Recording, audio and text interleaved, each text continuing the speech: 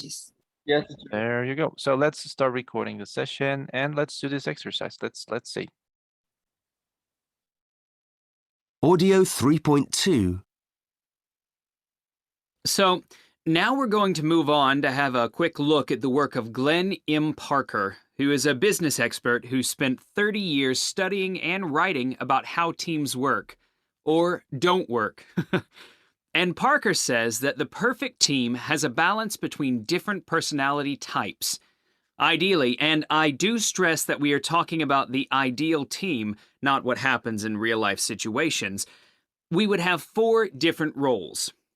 The first of these we call the contributor, and this role is that of the person who is interested in technical detail. They provide data and information to the team, and they really get the team to concentrate on short-term tasks. This person is usually very dependable and punctual. They often carry a notepad with them to write down key ideas. Have you encountered this kind of person? I can see people nodding, so I guess you have. And finally, they have high expectations of the team. They expect quality work. They are task-oriented. The second role is called the collaborator, and this person is very much the visionary. They have a clear idea of the long-term mission of the team. They focus on the long-term outcomes. This individual is a big-picture person. They're often high-spirited and help to boost the morale of the team. You might think they would act very inflexibly, but they don't. They're actually very flexible and open to new ideas. They're also willing to get their hands dirty, and they do so to achieve the team's goals. The third role is that of the communicator. This kind of individual really cares about how people get along with each other, how well they communicate with each other, and they want to build a positive, relaxed atmosphere. They're the kind of person who, if you ask them to organize a party or a social activity for the team, then they will do, and happily. They possess excellent communication skills. They're very open, and they have a sense of humor. The fourth and final role is that of challenger. Do note that another word for the challenger is troublemaker, so are you convinced this is a good person to have on the team? Well, neither was I, but I've come to realize that rather than being just a pain in the neck, in fact, they do play a crucial part because they question the goals and processes of the team. They are willing to disagree, even with the leader, and they ask tough questions. They are never satisfied with the outcomes. They push the team to take risks and be more creative.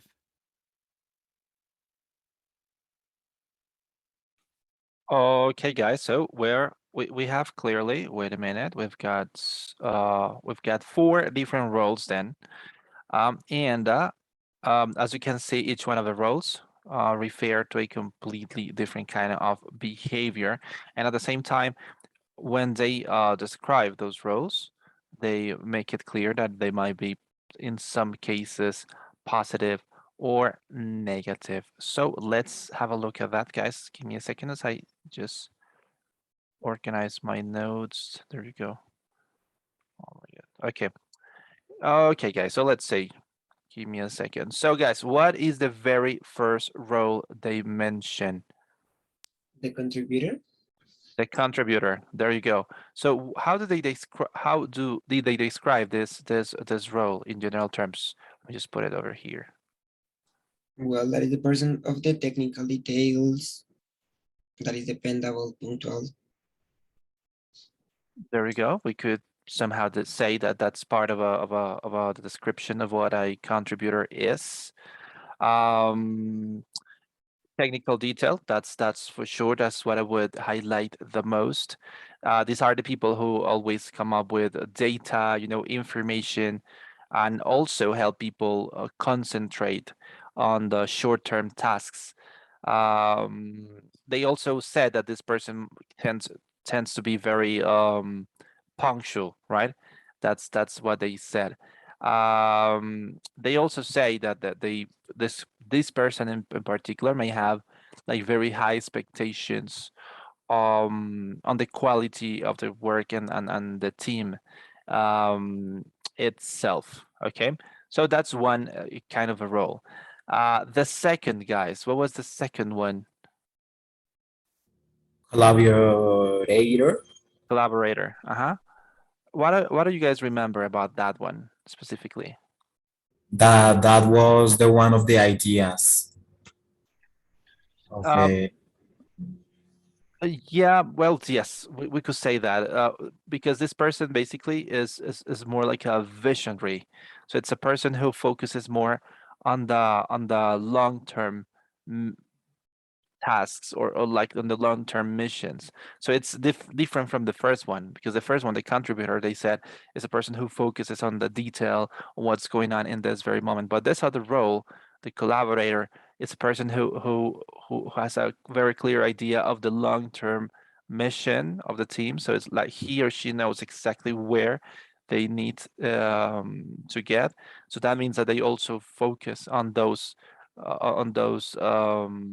let's say outcomes, right? They focus not on what they do every day, but they focus more on where they want to get. Yes, Felipe? Well, teacher, they also mentioned that he is like the flexible guy that is flexible to open to new ideas. And also they mentioned like the phrases that we were working yesterday that is Mhm. willing to put their hands dirty. So it's like the person that wants to do or to get involved in almost everything. Uh-huh. And that's right. And as you can see, thank you very much, Felipe, for mentioning that. They basically they also mentioned some of expressions that we worked on yesterday. Give me a sec. They mentioned the expressions that we were talking about yesterday.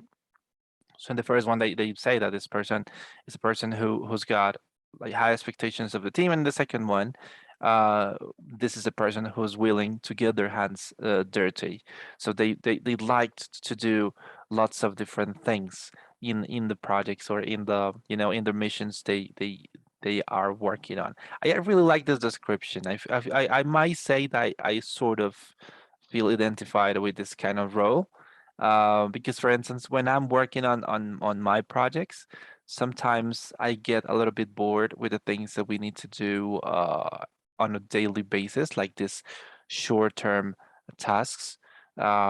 I do them, but I don't like them that much. But I like to think about it, what we need to do in the future, and I like to help all the people and all the teams that work for the project. So I really like, let's say, get the meaning of this role. I like it. Okay, guys. Oh, I'm just all of them started with C, and I was writing the C again. Give me a second. So, guys, let's continue with the third one. What is the third one, guys? Communicator. Communicator. That is absolutely right. So let's say, guys, what can we say about the communicator? Well, that person stands out for building good relationships. Also, is who creates a very good atmosphere in a group. Mm, for all the team, has sense of humor, and they are open to people. That's right. And apart from that, that they also said that these are the kind of people who somehow make the communication among all the members of a team a little bit better. So they mentioned a very specific example and how this is the kind of person that if you ask them to organize a party for the team, they will do it happily, right? And I've met a couple of people like this. Like, then when you're working in a place and then you get this idea of organizing a birthday party and it's like in my case I wouldn't like to do that. You see, to be honest, like I don't feel like I've got the skills, let's say. But these people, they do it and they do it very well and they enjoy it. And somehow they help a lot create a positive environment for all the team members. So this is also very important. And the last one, guys, the last one, which is somehow the most interesting, I'd say. Challenger. A challenger. Or The- or India, you mentioned that another name is troublemaker. Troublemaker. That is right. So what do they say about this role specifically?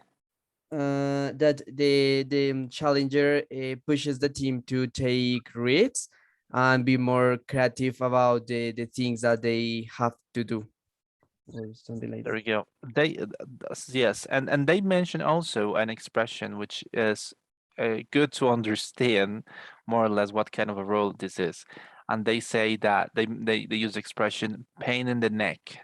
You see, so what does it mean when you say, well, this guy he's a pain in the neck? What does it mean, guys? If we call a person like that? Is like a person so annoying that, well, for example, if I try to do something, he's near me saying Mhm. that I have to do it, like so annoying. There you go. So yes, that's that we could say that a person who's a pain in the neck is a person who's annoying, it's a person who doesn't make you feel very comfortable. So that's what they say. So well, what they say about a challenger or troublemaker has to do with that, but they also say that as I mean, it's called a challenger because it's a person who's also always questioning what you do. So they say, well, I don't like this, I don't like that. We should do this, we should do that. So somehow that person helps you get out of your comfort zone as well, because it's not like, for instance, if you are I mean, you are leading a team and you've got certain ideas and everyone says, oh well, perfect, perfect, yes, yes, yes, yes, and nobody questions what you do. You may also make mistakes because you are not, let's say, saying the other side of what you do. So that's why they say this role is also very, very important. So there you go, guys. We have the contributor, the collaborator, the communicator, and the challenger, and these are the 4 different roles. So as you can see here, we've got 8 different characteristics. Let's have a look at them. Well, and we're gonna match this characteristics with the 4 different roles. But let's see each one exactly what they mean. So the first one, communicating with other people, we get it. Pushing other people to take risks. I think we also understand that. Asking difficult questions of colleagues and workmates, organizing social activities, understanding and explaining technical detail, boosting other people's morale. This is an expression that we studied yesterday. And noting down and using other people's ideas and seeing the big picture, which is also another expression we had a look yesterday. So give me a second, guys. So what we're gonna do now, of course, we're gonna do this matching with this. Give me a second. With these characteristics. Let's see. Let's see. Let's see. A contributor. Okay, we're gonna do some matching with this characteristics. Oh my God, I'm receiving some messages. So there you go, guys. We're gonna repeat the audio, and that's basically what we must do. So let's do this, guys.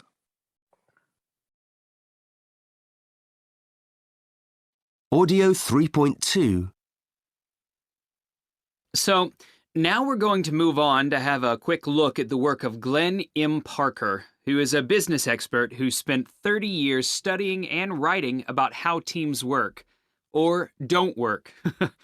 And Parker says that the perfect team has a balance between different personality types.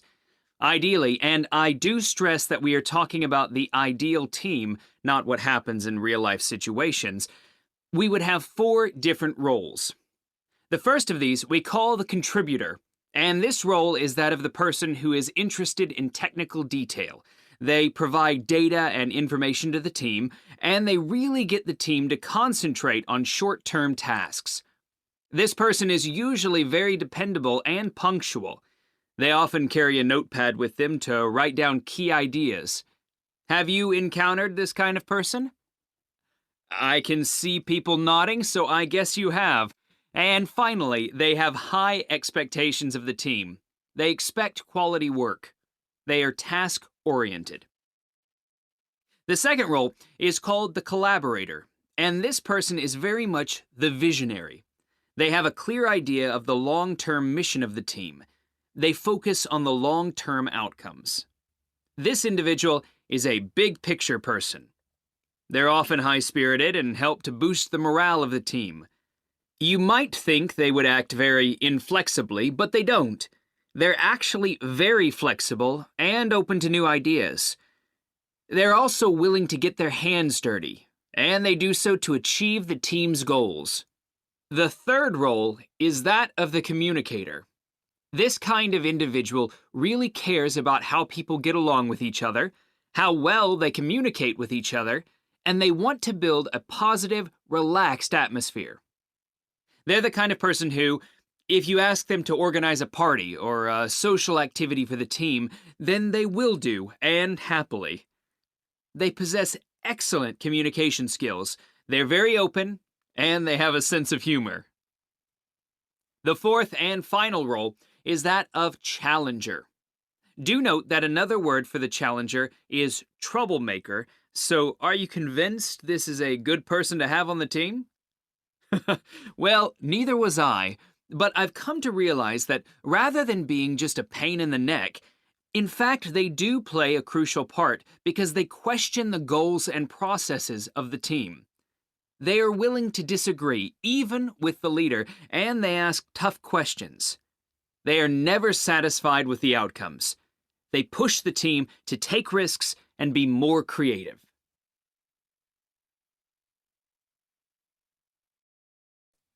Okay, guys, so let's do this matching really quick. So the first one, communicating with other people, well, that's a little bit too easy, right?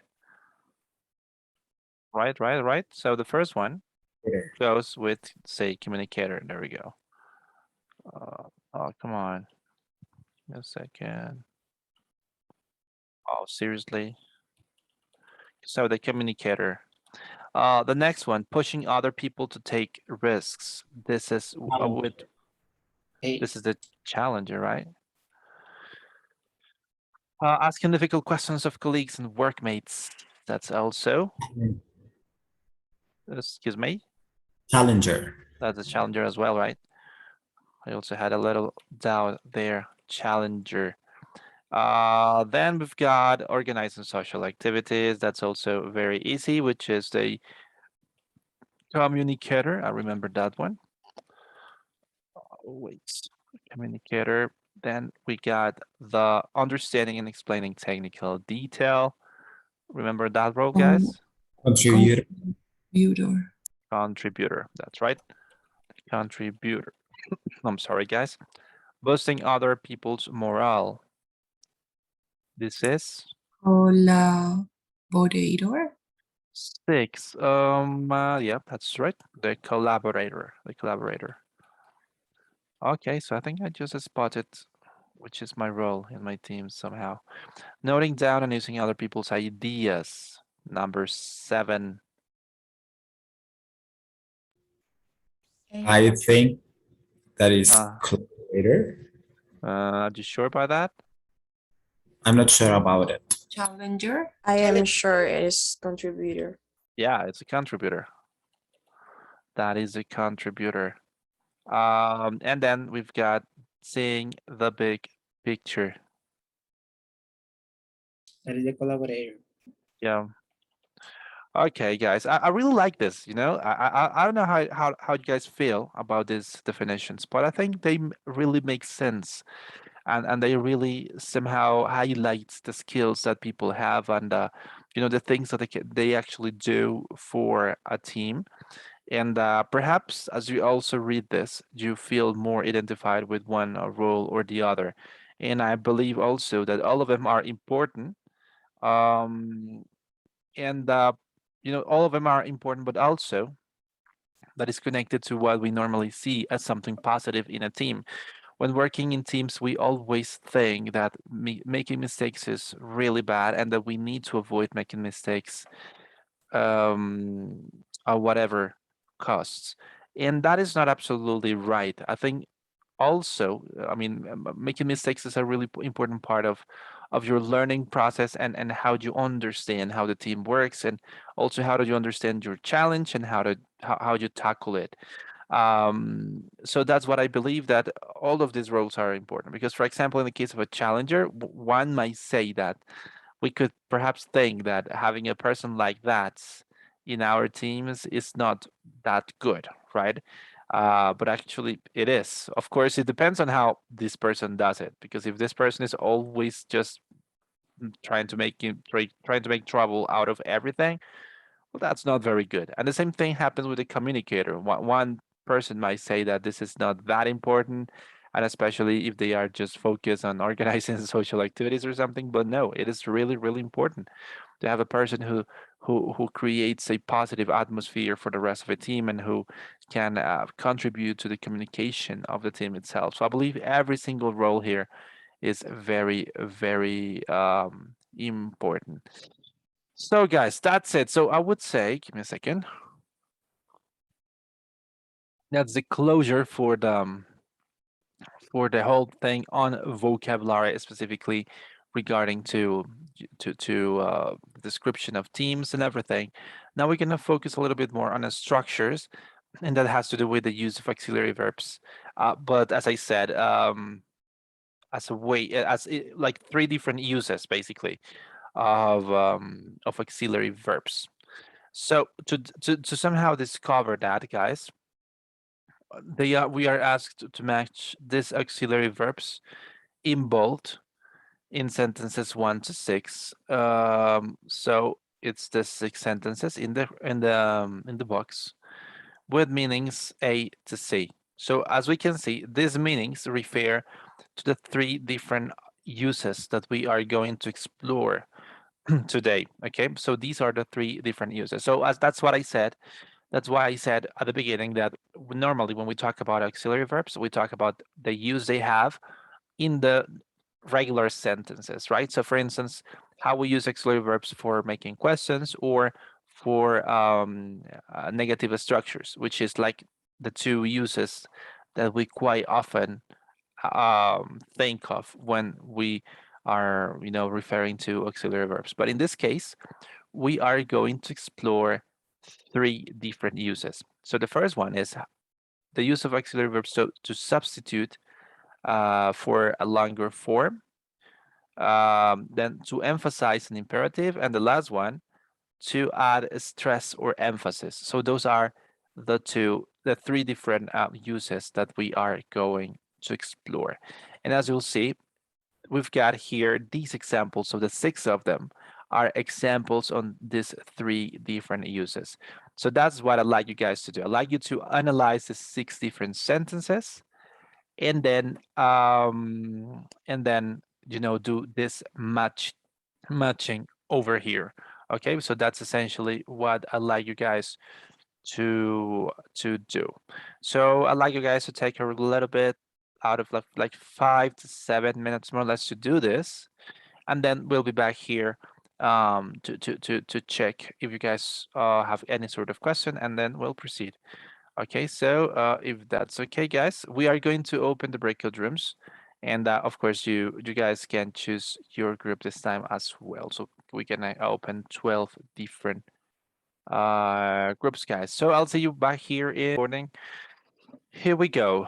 So let's open this. There we go. Okay, guys. So as we said, we are going to explore 3 different forms, or 3 different uses, I'm sorry, for auxiliary verbs. That's what we said. So the first one goes to substitute for a longer form. These are that's the very first use we are going to explore. So I'd like to know, guys, which of these sentences do you classify in that first category? Which are In A, those? we Excuse put 2. In A, we put 2, Okay. 5, and 6. Okay, so let's see if there is any difference. So in the case of 2, it says, do note that another word for the challenger is troublemaker. 5, you might think they would act very inflexibly, but they don't. And 6, if you ask them to organize a social activity for the team, then they will do, and happily. So I think there is a little difference. There is a little difference. I think 5 and 6 are go there actually, and I agree with that. 5 and 6 go there, and as you can see, for example, in the case of 5, as they say, we are using the auxiliary forms to substitute longer forms. So you might think they would act very inflexibly, but they don't. In other words, if we were not using auxiliary verbs, but we would prefer to use longer forms, we would say, you might think they would act very inflexibly, but they don't act very inflexibly. You see, that's if we use the whole structure, the long form. So we use just don't to make it easier.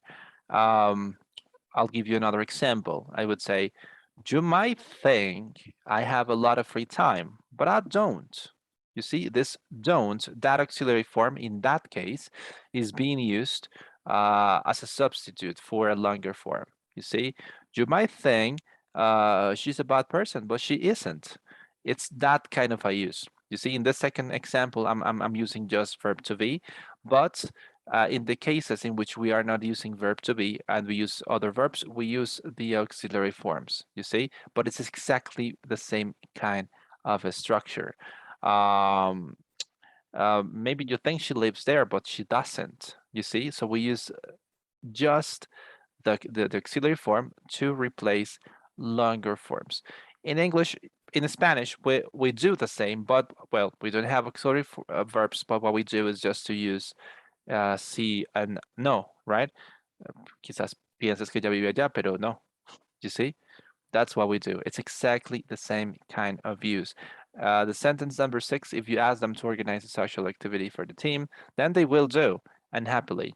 Same, exactly same thing. Okay, so 5 and 6 go into that category, but I think we are missing the first one, and it's not number 2. Which one is the one we're missing, guys? I Number think 3. that is 3. Yeah, it's number 3. That will be the one that goes there, number 3. And as you'll see, it has got the same use, basically. So they say, have you encountered this kind of person? I guess you have. You see, it's exactly the same thing. Okay, so that is the very first use. So we use auxiliary forms, verbs to substitute longer forms. That is one of the uses. In English, we cannot say, for instance, you may think I don't do exercise, but yes, no, we don't say that really. I mean, we would understand, but it's better to use the auxiliary forms. So yeah, it's like, you may think I don't do any exercise, and I don't. You see, actually, it's like I'm confirming what you do, what you're saying, but using auxiliary forms. Then, guys, we have be, to emphasize an imperative. This is one of the examples I would like to draw your attention to emphasize an imperative.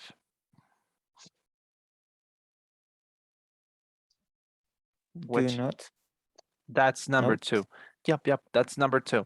And actually, as you'll see, those two uses, emphasizing imperative or a stress, to add a stress or emphasis, I might say they are pretty much the same thing, and that's something you'll see.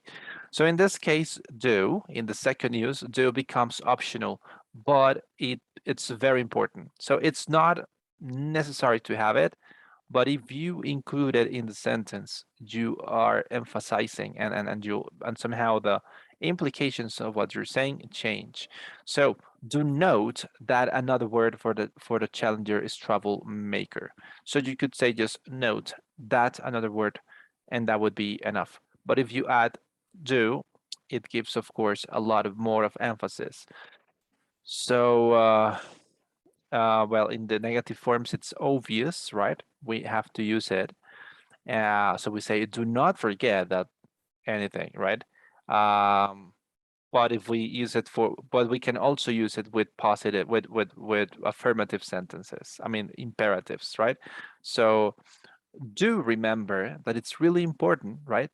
That's something you can use. You just add it at the beginning of the imperative just to give more stress. That's it. If we translate that into Spanish, well, the translation would be exactly the same, but it's not like if you add the auxiliary, you're not changing the meaning, you're just reinforcing the intention. Okay, and then of course we have C, which is to add a stress or emphasis. And for those, of course, we have the number 1 and the number 4, right? So the first one goes like this. So the first one says, ideally, I do stress that we are talking about the ideal team, know what happens in real life. And I do stress. So once again, this is optional. Number 4, look, I've come to realize that rather than being just a pain in the neck, in fact, they do play a crucial part because they question the goals and processes of the team. So we basically include the auxiliary form to reinforce the meaning of the core verb of the sentence, right? That's essentially what we do. We use it to reinforce the meaning and to add more emphasis. We simply do it right before the main verb, right? It is as simple as that. So it's similar to the way we do it when we are doing negative forms, but in this case with a positive verb. That's something you can absolutely do, and it adds more emphasis. So guys, I'd like to know if you have any question about this so far.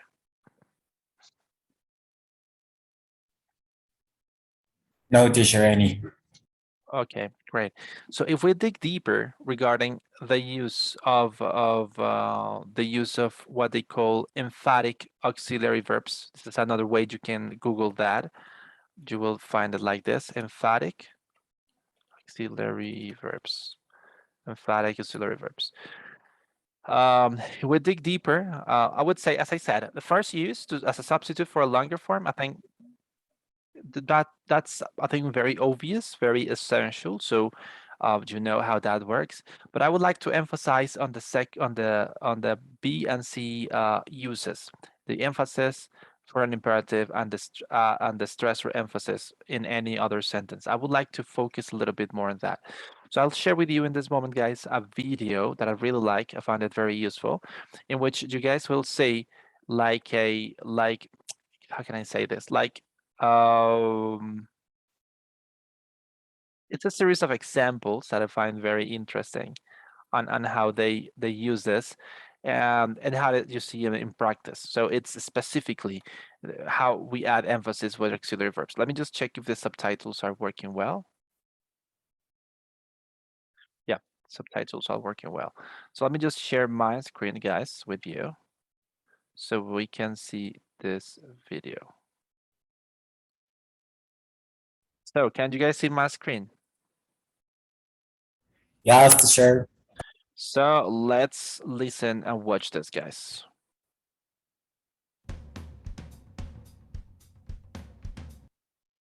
I'm sorry, and can you hear the sound and everything? Yes. Yes, sir. There are many occasions where we really want to emphasize or communicate more strongly what we want to say. So Tim, can you come here a minute? Yeah, sure. Hello. So, what are we doing? Right, now as you're not coming to my party this Friday... But I am coming to your party. Sorry? I am coming to your party. Okay, so pronunciation makes all the difference.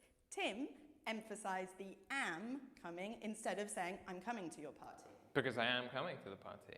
Okay, thanks. You don't have to if you don't want to. But I do want to come. Okay, so here Tim emphasised do. So if the sentence doesn't already have an auxiliary verb, we add do. And this stresses the fact that he really likes my parties. It's true, I do like them. Okay, so let's practice a little bit more. Why don't we try contradicting everything I say? Okay, let's go. Okay, so we didn't invite you to the party because we know you don't like pizza. But I do like pizza. And if you came, I don't think there's enough room in my house. But there is enough room. But you never called to say you were coming. But I did call. Okay, So also, as well as contradicting what someone says, we also use the emphatic do to talk about something we feel strongly about. For example, Tim, you do need a haircut. Are you serious? Yeah. And also we use it in conditionals. So if Tim does come to the party, he should learn some new jokes. My jokes are great. What are you talking about? Okay, yeah. Thanks, Tim. Now we also use this, the emphatic do. For example, do stop doing that. It comes across more strongly. And Tim, do come to the party. Okay, I will then. Great. But if I do come, you have to buy me a drink. Absolutely. Thanks. Okay.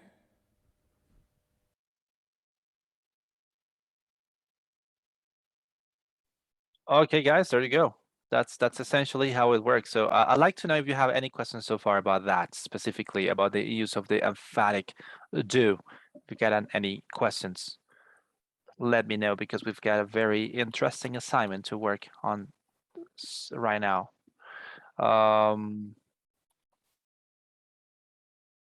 No questions, guys? Hello? No, teacher. There we go. So as you can see, guys, I'm actually going to share this link with you because this is going to be useful for the assignment we've got now. So give me a second. So that has to do with the way we add emphasis. So it's all about that. Actually, I would say the topic is not actually auxiliary verbs, but I would call it like that: emphatic auxiliary verbs. How we use auxiliary verbs for other uses. The thing is that from the book, the first use is not classified like that. This is the most well, perhaps it's the most obvious use out of the three we've got there, which is how we use auxiliary forms to avoid, repeating long sentences, and that's something we know. But in the second and third use, it has to do with the emphatic uses of auxiliary verbs.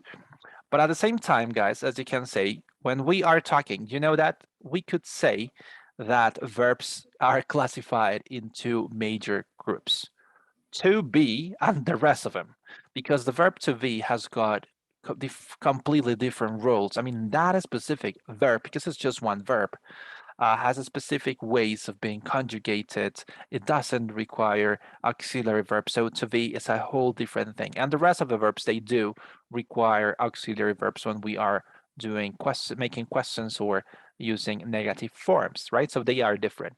So that means that the way we put the emphasis on sentences in which we are using either to be or the rest of the verbs, it's slightly, I mean, it's not as slightly, it's different, right?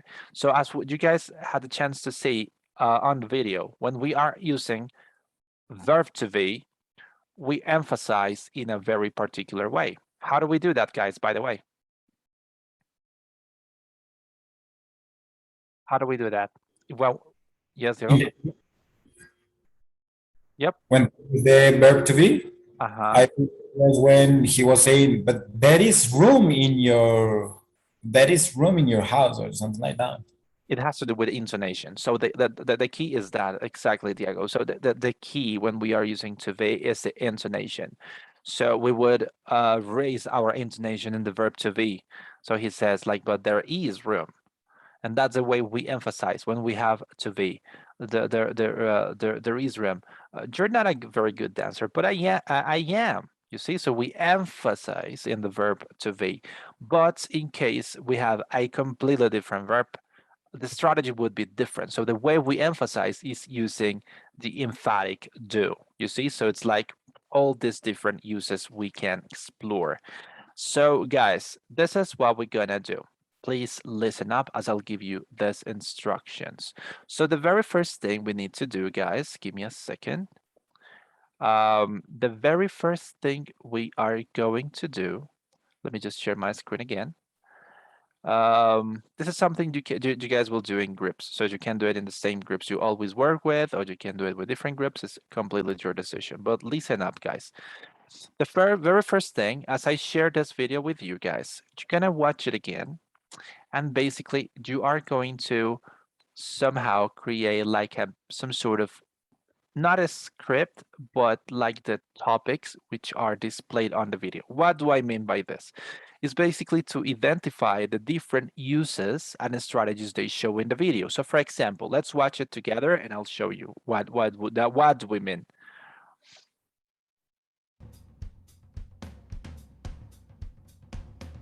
So it's basically every single tip they give. There are many occasions where we really want to emphasize or communicate.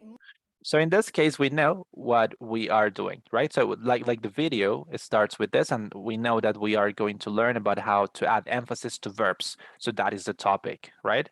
So that has to do with the visuals of the video itself. More strongly what we want to say. So Tim, can you come here a minute? And actually, guys, as you can see, this kind of videos, where videos are very well produced and they got a format like this is an example also on how a paragraph must be written. As you'll see, what we just listened was pretty much the topic sentence, let's say, of the video. You see, so she says, this is what I'm going to talk about, and then they start developing their idea. Yeah, sure. Hello. So, what are we doing? Right. Now, as you're not coming to my party this Friday. But I am coming to your party. Sorry? I am coming to your party. Okay, so pronunciation makes all the. There you go. So as you can see, as she presents the topic, she starts, highlighting the different topics that she is going to cover. So here we know that the very first topic is how intonation, although I think she says pronunciation, but that's not right. Pronunciation makes all the difference. She is wrong, by the way, she's wrong. This is not pronunciation, this is intonation. Okay, we've got to be careful, because when we talk about pronunciation, we are talking about how sounds are specifically produced, you see. So this is not pronunciation. I think she's wrong in this case, but she means intonation. So the first one would be intonation for adding emphasis. Tim emphasize the am coming instead of saying I'm coming to your party. Because I am coming to the party.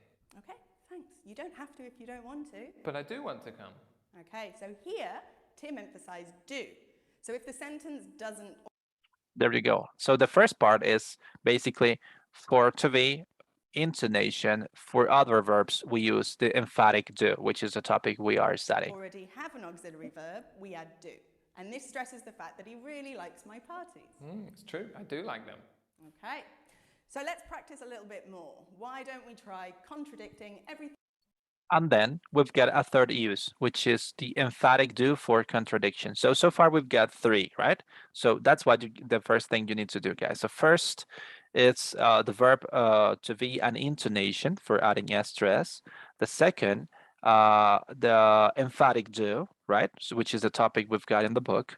The third is the emphatic do to contradict. So that's what I'd like you guys to do. You guys will watch the video and you will identify all these different elements. So let's say, just to give you an example, let's say by the end you have identified 5 different uses, which is at the end of the day easy because the video is very well done. So we've got this titles and everything. So it's like you just make the list of the different uses.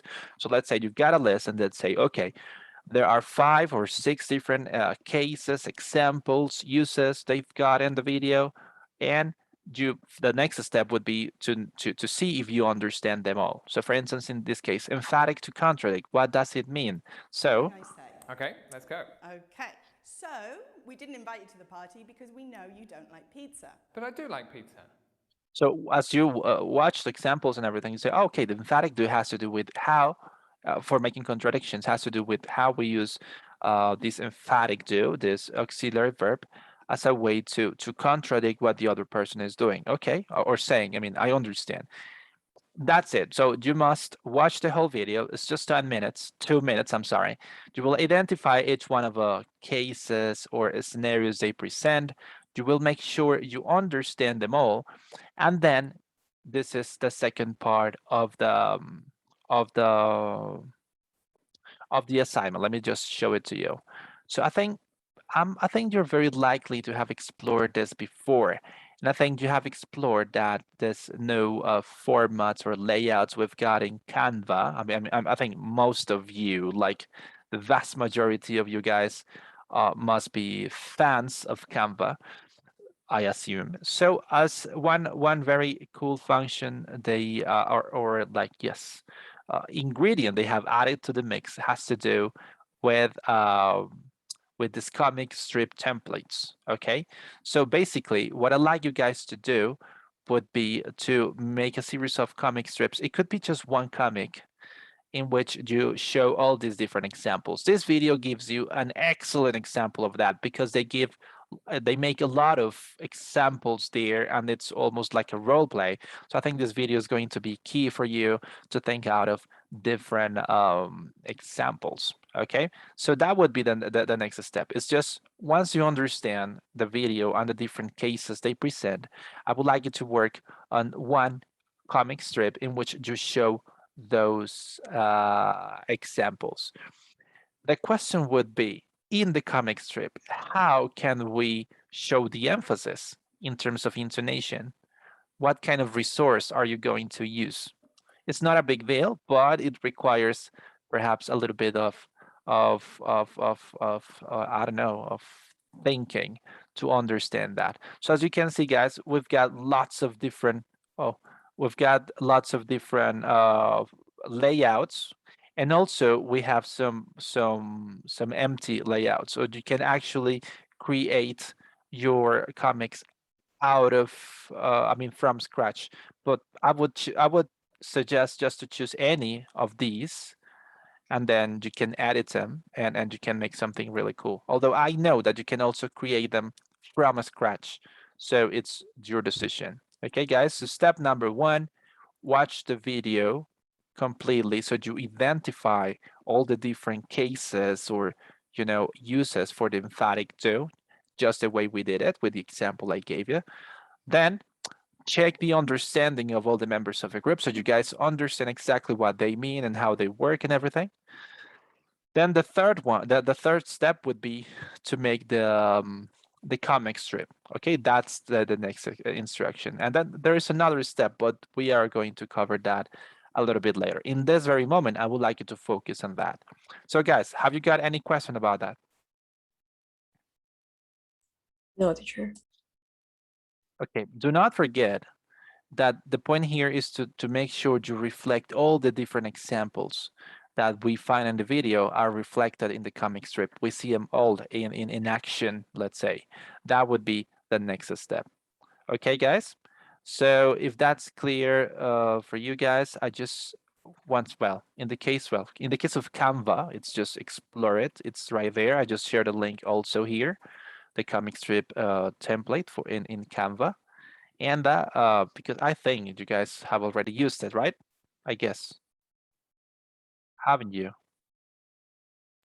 Canva, yes. The other thing, no. I mean, you haven't used the templates for comic strips, you mean, right? No. Oh, there you go. Okay, so we're gonna just explore those templates and see how that they work. And actually, I believe that this is quite a very interesting resource. Okay, guys, so that's exactly what we're gonna do. I think you guys will go to the breakout rooms right now.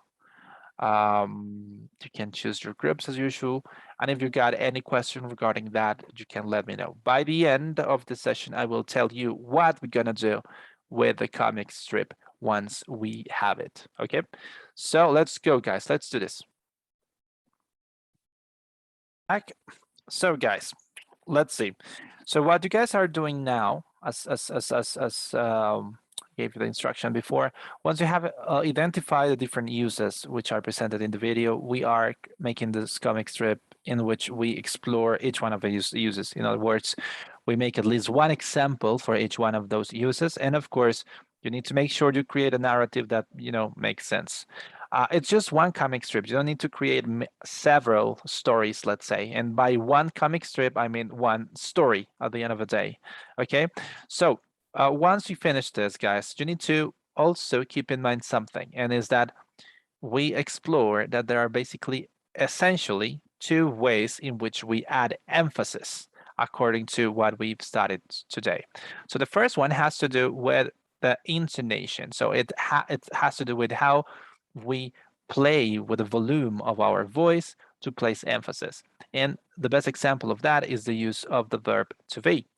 You say, I am doing this exercise for tomorrow. You see, I am doing this homework, right? So it was just place a special intonation on the verb to be, and that's how you add emphasis. That's one thing. But on the other hand, in the case of the emphatic do, which is the actual name which is given to this, emphatic do, what we do is basically adding the verb, the auxiliary verb do or does right before the main verb of a sentence. And we also explore that there are like also several options. So it could be just a regular action in which you add more emphasis. So please do remember that we've got this homework for tomorrow.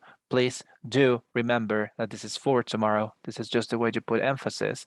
And at the same time, and that's the case of an imperative, right? Which is one of the cases. And the other one is just to place additional emphasis to any verb.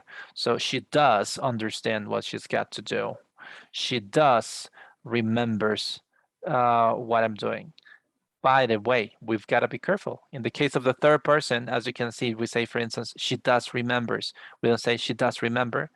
I mean, we've got these different options. But the point is, once you have explored this video and you guys know this, you will do the comic strip. And tomorrow we're going to present them. But how are we going to present these comic strips? It's not like this is my comic strip and that's it. If we were in a regular class, face to face, we would do some impressions, right? So we would basically act it out in front of a class, but that's not possible. So basically what we're gonna do tomorrow, guys, is that you guys are going to share your screen and you guys will read it, the members of a group. So each one of you should choose one character and you guys will read that part. That's how you're going to present it. And as you read, it is I mean, it's very, very, very important to place the emphasis as it depending on what you want, to say with the presentation. So that's pretty much how it goes. Okay, guys, have you got any question about it? No, teacher. No? Great. Okay, guys, so I'm going to stop the recording right now. We're going to call the attendance and then we are good to